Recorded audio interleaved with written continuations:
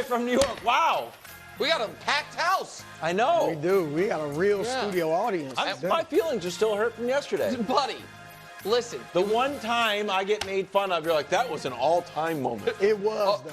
But it wasn't the one time you get made fun of, first of all. Second of all, if people haven't watched the Isaiah Stewart unintentional segment we did, here's what Wildes deserves to hear. You were right. Thank you. About his high school profile. You were wrong in how you delivered the information. Well, I thought we were just chatting. Well, you were like, if you'd have been like, did you guys know Isaiah Stewart was the best player in the country coming out of high school? We've been like, wow. Right. Instead, you were like, did you guys know he scored a lot of points in high school and seemed shocked by it? Said that. No, you were right, though. You were right. I feel bad. Why did I take such an L? Because you worded it. Because by the time he scored a lot. Everybody scored a lot. You were relentless. In a Every NBA player scored a lot. Going, campaign was great. It was People over. are sending me campaigns, high school pictures. It was over by then.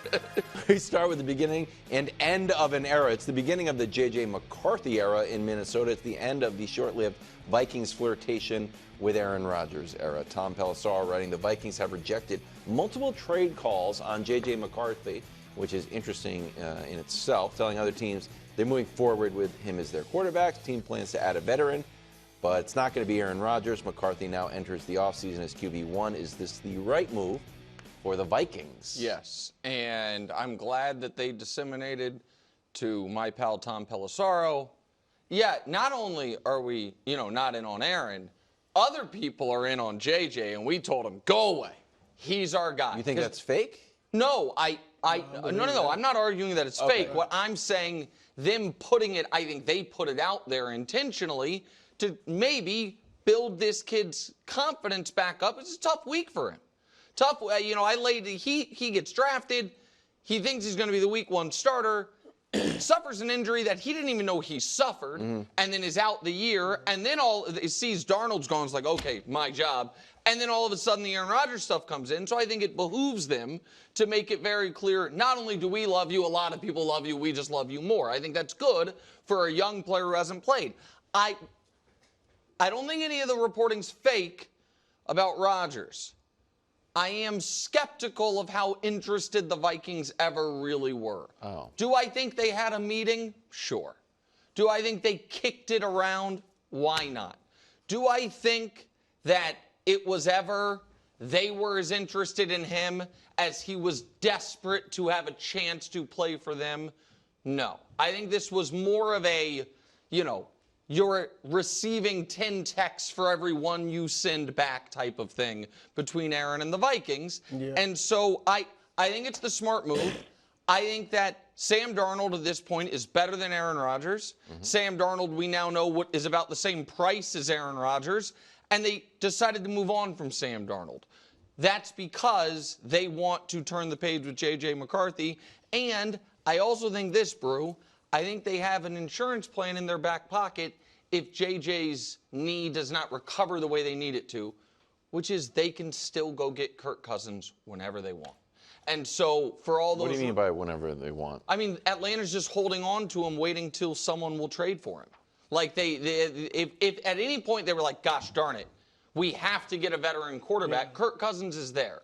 And so they kind of have your cake and eat it too type of thing. So, yeah, I'm with this for the Vikings. I do agree with you. I think most of this news that was being reported was probably coming from Rodgers' side. Yes. All right, and so that's why, because the only news is, what is the news? We're sticking with our quarterback. Right. Like, it's really not news. Sure. They're just cutting it off. Maybe the Vikings are like, this dude's going way out there with this. Like, we had a meeting with you. We thought about bringing you in. Yeah, about you. Like, we thought about bringing you in, and now he's acting like, we really want him as our quarterback. So maybe they just shut it down with this, leaking this to the press so that it's over now. Makes sense. But it's the right move. You got a young quarterback that really looked good last year in the preseason. You thought he might be your starter, so you could have went with him. He's still on his rookie scale. And you have everything around him. You got the nice receiving core, great receiver in Jefferson. Running game is strong. Defense is strong. Offensive line, you're getting Christian Darrisaw back. Like, it'll be huge. even stronger. Yep. Yeah. It was solid last year. It'll be better this year. Like, everything is in place. And you guys know how I feel about Rodgers. There is a ceiling with him. In my mind, there's a hard ceiling. And that's the NFC Championship game. And I don't think if he had led Minnesota there, which I don't think he would have, that would have been good enough for them. Because you were only bringing him in for a year, maybe two. You're bringing him in to win the Super Bowl, or at least to get there. So I don't think that would have been good enough. But I think this guy for the last, 12, 14 years, in his prime, with very good coaching, could not get winning 13 games some of these years, could not get to the Super Bowl. Why in the world would you think at 42 years old, in his first year with a new team, would he get you to the Super Bowl? So if that's not the case, then let me go with the young guy and get him ready. Okay. What, KW? You think they should have? No. Oddly, I'm painted into the being a Sam Darnold guy corner, which I never expected to wear that hat. But here I am. I don't know what the Vikings are doing. I think it's – I don't know what they're doing. They like McCarthy. I know. I hope that whole draft class succeeds. And right now, everybody looks pretty good. And if the Vikings believe in J.J. McCarthy, it looks like he'll be good. But I think it's odd to go from 14 wins to there's a real chance we're last place in our division. But there's a real chance. So it's just you don't odd think there was a real chance if they kept Darnold? No. Really? You don't think there was a real chance that because the Vikings were, before free agency opened, they had the lowest odds to win the division of anyone in the AFC or the NFC North. You think they were going from 14 to last place? That's a tough division. But this is I think it's certainly on the board. And to me, that's actually weirdly kind of a Bears question. Because we think the Packers are going to be solid and the Lions are going to be really good, last place, does last place mean you win 5 games? Does last place mean you win 8 games? That's really about where the Bears are. But I want to push back one question to you, and it's not a trap question like I sometimes do. Definitely a trap question. Not a trap question.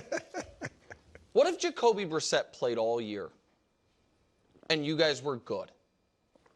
This year, and he was going to be a free agent. Did we win 14 games? Well, I think 14 is a tough benchmark because you guys didn't win 13 2 years ago.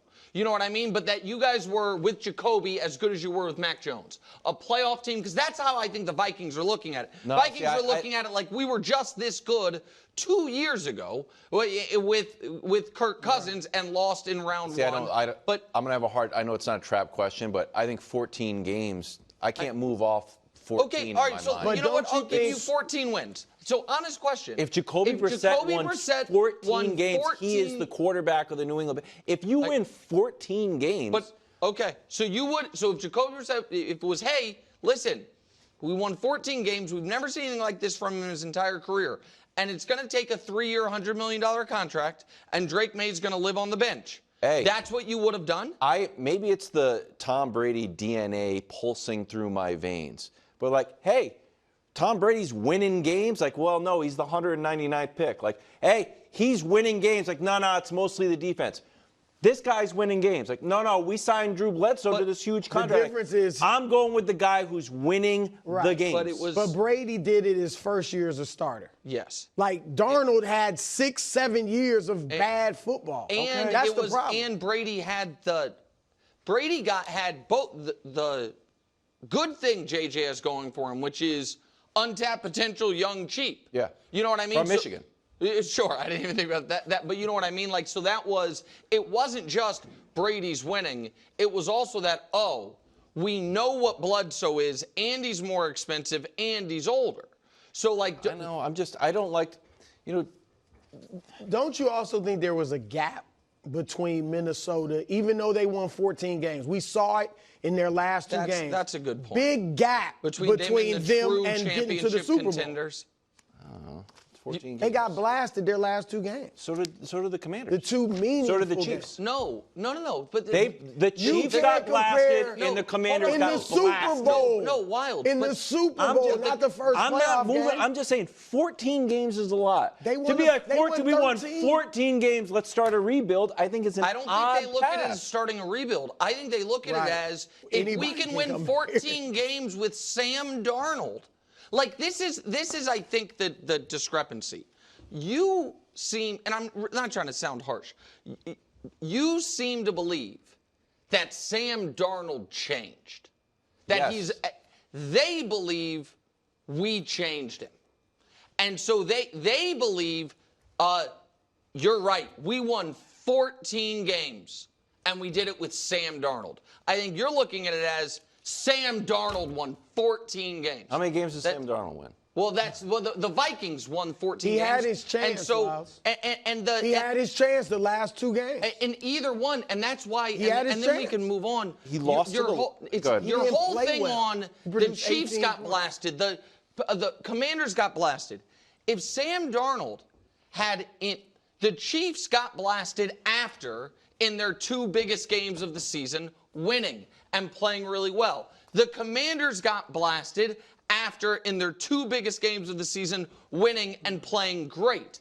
The Vikings got almost like a playoff preview in that final game of the regular season, not playoff stakes, but playoff upside, Sure. got blasted, and then in the one real playoff game, got blasted. I get it. I just think 14 wins and 4,000 yards is nothing to shake a stick at. Well, let's see. And it's just interesting, like, oh, we think we can do better. Like, okay, I hope they can. But I don't try to, what does Jacoby always say? Don't upgrade the fun. If you're having fun somewhere, don't try to upgrade the fun. Like, this is fantastic. I don't think Should we that go was- somewhere else? And I'm like, tell- no, man, this is pretty good. Like, well, our plan is to go to this other party. Like, this party is popping. This party's got 14 wins. Yeah, but I don't They're think going downhill. I don't think They are going downhill. So they're going to be in last place. Probably. Possibly. And I think they could mean, have it's this good, year, yeah. but I don't think they But they viewed could that buy as a it. fun Yeah. party. I think they They viewed knew it they as weren't close. they had an amazing time pre-gaming at Brew's frat brother's house, and then they got to the party and instantly got kicked out. That the playoffs are the party, and Kevin O'Connell's like, twice I've been there.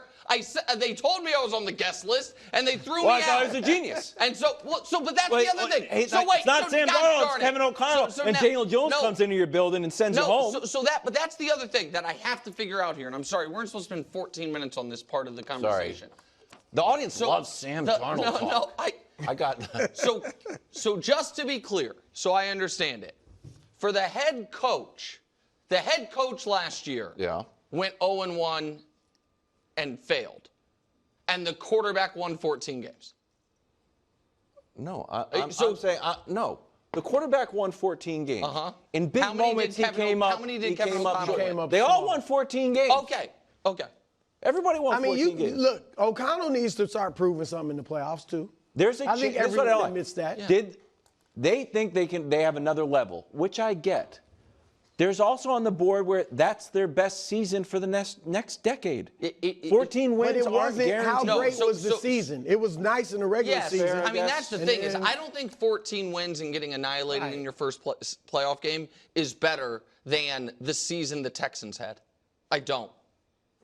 What? The Texans won their division, won a playoff game, and were relatively competitive in the second playoff game against the Chiefs. Yep. I do not think that from a team perspective, having, you know what I mean, a gaudy regular season that instantly gets nullified by how you performed in the playoffs is better than having an up and down regular season but then winning a playoff game and being right there in a playoff game. That's a shot at the Ravens, for the record. No, it's not. Kind of. No, because the Ravens Ravens won a game, Ravens yeah. haven't gone one and done in the playoffs or gotten blasted in One the first playoff playoff game game in a while. Well, they had a bye. Still. Go ahead. Jeremy Fowler writing, where are we? God, we spent so long. That was a long- Believe it That or was not, the this was longest supposed to be Darnold talk Aaron Rodgers. in years. Wow. Since he was Rodgers. drafted. Yeah. Farvey and Ark is over. Now that Minnesota's off the board, Pelissaro writing, he's got 2 options, the Steelers and the Giants. What's next for Aaron Rodgers? Brew, you were right. You were right. Steelers. It's always It's always been because he clearly wants to play. It'd be fine if he walked away, but he clearly gonna wants to. walk away. If you're considering the New York Giants, no offense to them, but It's still, offensive. if you're considering the Giants, you want to play football. I don't care what he says. I don't care how many beg dark the rooms Jets. he goes in. Yep. Right, beg the Jets to say he wants to play. So that leaves one choice and one choice only, and that's the Pittsburgh Steelers, period. I get what you're saying, Nick. Sure, if he went to the Giants and led them to the playoffs, that'd be great. But and there is a risk. If you go to Pittsburgh and Mike Tomlin has his first losing season of his career, that's a bad look. But I don't think, I'll give Rodgers this. He's not afraid of risk. He went to the Jets and immediately started talking about a Super Bowl. Now, obviously, he failed miserably. You know, he was wanting to go to the Vikings knowing that if I go to the Vikings, everybody's thinking Super Bowl or bust. He was ready to take that risk. So go to the Steelers. The upside is you get in the playoffs and maybe do some damage. I'm sure in his mind he's thinking we could win the AFC. But just get there, maybe win a game. That'd be great. You can walk away and, you know, as a hero. Or if you fail, but you're still the great Aaron Rodgers. So Pittsburgh. No way I would go to the Giants. It's always been the Steelers. Brew knew this 2 months ago. It's always only been the Steelers. And to me, this is an obvious and pretty transparent power play. Because Brew has made the point, and I think a lot of people have, well, one of the few places Aaron could go and he wouldn't be imprinting his culture, his locker room is Pittsburgh's Tomlin. You know how to change that? Make him wait. Hey, Pittsburgh, what's your plan? Oh, we're waiting on that guy. When's he deciding? Nobody knows. Does McAfee know his buddy? Nope, nobody knows. His rap sheet? Nope, nobody knows. So we, the Pittsburgh Steelers, and our 6 Super Bowls and our 100 years of, you know what I mean, real NFL blue-bloodedness are now waiting on the whims of this guy. And anyone that you ask to go out with you, and they're like, I don't know, maybe, I'll let you know, I don't know, maybe. If and when they say yes, when you guys go out together, who's in charge that evening? Yeah. That person. Like, and so this, right, and this is exactly how you take the upper hand in any relationship. Make it clear this is on my terms. And here's the other piece of it. Does anyone think, because Minnesota's out, and Brew's right, he's not going to the Giants, and Brew's right, he's not retiring. He's going to play football for the Pittsburgh Steelers if they let him. So does anyone think this whole last 2 weeks and the weeks we have coming up lead to winning?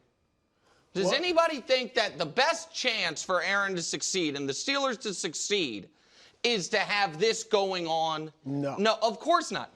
So does Tomlin want it? No. Do the Rooneys want it? No. Do the players want it? Does Cam Hayward want it? No. Who's the only person that benefits? This guy. Well, look, as much as I've been saying he's going to Pittsburgh, and I've been right about that apparently, if you're right now, they should set a deadline. They should, set a deadline. And if he doesn't want to hit that deadline, bring in Russell Wilson. Yeah. You're not winning the Super. I'm telling the Steelers, as much as I want to see Rodgers there, you're not winning the Super Bowl. You're not even getting there with Aaron Rodgers. Or with so go get Russell Wilson for probably a lot less money. And throw up the numbers. And a lot fewer headaches. Russ during the worst part of his career, Denver into Pittsburgh, the last 3 years, versus Rodgers. By the way, he's 5 years younger. And listen, as Brew would say, I will also say, I think both of their touchdown interception ratios are misleading. But they're, it is what it is. But still, look at it. They're the same. And vibes-wise, as vibe expert, Russ has got I'm not sure about that. He does. Broncos Russ was different. He got better vibes than Rodgers. I don't know. You're doing high knees on the airplane. That was in the Broncos era. Oh, you're talking about Steelers, Russ? I'm talking about Steelers, Russ. Yeah, maybe. The point is this. Sometimes people are exactly who they appear to be. And Aaron Rodgers is exactly who he appears to be. He is not a good leader. He is not a good teammate. He once upon a time was one of the greatest passers ever. But sadly for him, being a great passer is only about 75% of being a great quarterback. Right. And that's why his resume, his stats, his MVPs, and all of it doesn't line up with the success you would think you would have for that. And now the final chapter is going to be so much like the other chapters, where he has to be the main character not only in his own movie, but in everyone's movie in his orbit. And that's what we're waiting on. And we're playing into it, by the way. I'm glad we spent 15 minutes on Sam Darnold. I'm glad we were going to spend 20 on Aaron. Good. Now we move forward. Thanks for watching. Subscribe here to get more from the show and to check out clips from other shows on FS1.